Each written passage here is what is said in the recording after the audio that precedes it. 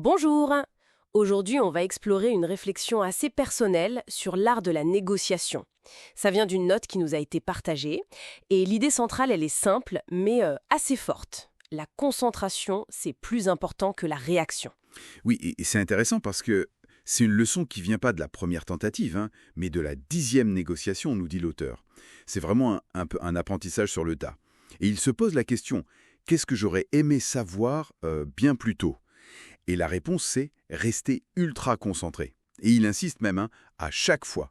Ultra concentré. C'est fort comme terme. Mais ça veut dire quoi concrètement quand on est au milieu d'une discussion un peu tendue? J'imagine que c'est pas juste être attentif, quoi. Non, non, c'est plus que ça. C'est une vigilance très active. La note explique qu'il faut ignorer délibérément certaines choses. Il parle spécifiquement des sujets secondaires, des attaques personnelles, et même, c'est intéressant, de son propre orgueil. C'est comme un filtre permanent. D'accord, donc filtrer le bruit, et même le bruit qu'on a à l'intérieur, l'ego qui nous dit réponds et défends-toi.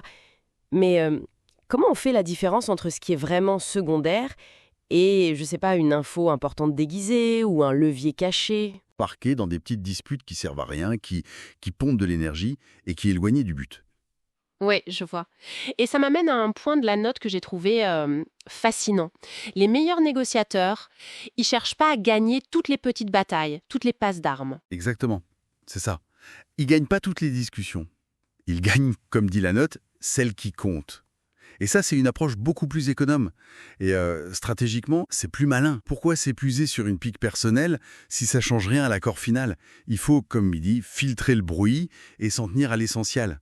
On pourrait presque y voir un lien avec le principe de séparer la personne du problème, non? C'est un peu ça. Ah oui, c'est intéressant comme parallèle. Se concentrer sur l'objectif, c'est peut-être aussi une façon de protéger sa betna, sa meilleure solution de rechange, en évitant de se faire déstabiliser émotionnellement ou de lâcher des points clés juste pour gagner une petite bataille d'ego. Tout à fait.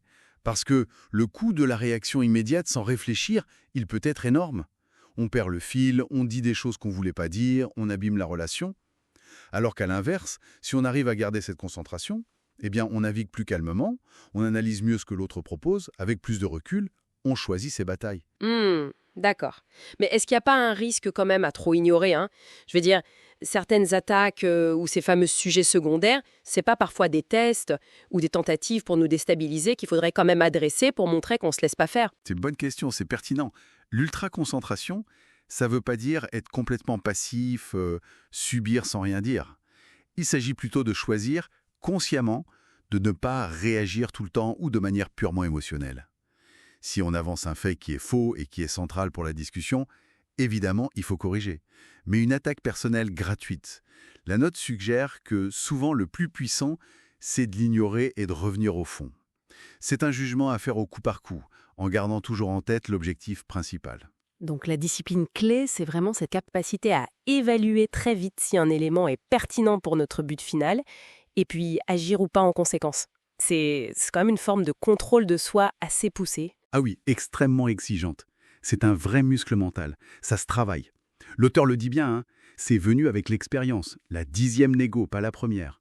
Ça demande aussi de bien se connaître, d'identifier ses propres déclencheurs émotionnels, l'orgueil, la peur de perdre la face, tout ça, et de ne pas les laisser piloter. Bon, en résumé, si on synthétise, cette réflexion qui vient du terrain, elle nous rappelle que la force en négociation, c'est pas forcément de savoir répondre à tout du tac au tac. C'est plutôt la sagesse de rester concentré sur ce qui fait vraiment avancer vers l'objectif. Gagner les points importants, quitte à en laisser filer d'autres. C'est exactement ça.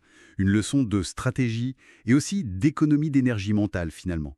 Se focaliser sur l'essentiel pour être plus efficace là où ça compte vraiment. Une perspective intéressante qui nous invite à réfléchir un peu sur nos propres réactions dans ces situations. Absolument. Et ça ouvre peut-être une autre question pour aller plus loin.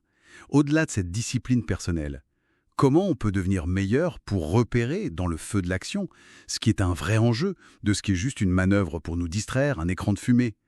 Savoir reconnaître une tactique qui vise justement à nous faire perdre cette concentration si précieuse. C'est peut-être ça, la compétence cachée qu'il faut vraiment développer.